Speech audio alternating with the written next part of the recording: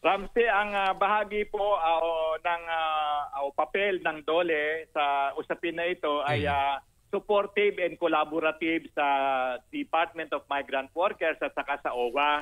Dahil alam mo naman na ang pangunahing ahensya na may responsibilidad sa ating mga OFW sa iyang DMW at saka OWA. No? Pero dahil nga merong mahigpit na tagubilin ng ating Pangulo na dapat ay magkaroon ng tinatawag na convergence ng mga programa, pagsasanib ng mga resources para makita kung paano magiging impactful, no, mas puno at ika nga mas sustainable ang intervention, nakaantabay po ang Department of Labor and Employment. Ang isang nakikita namin na programang pwedeng makatulong ng higit sa kanila sa mga returning OFWs, yung upskilling at saka retooling.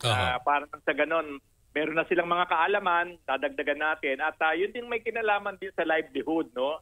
Kasi bagamat alam natin na ang mayroong mandato sa reintegration program ay ang atin pong OWA, siyempre bahagi tayo ng isang pamahalaan at yan naman ang gustong makita ng ating Pangulong Ferdinand R. Marcos Jr., magtulong-tulong. So nakaantabay kami at kung pwede sila makapag-avail ng aming livelihood, bukod sa upskilling, at retooling. Siyempre, yung aming employment facilitation program, yung job fair, at pwedeng magsanib fair sa muli, ang DMW. Dito, ang focus ng job fair would be available opportunities, job opportunities dito sa ating sariling bansa.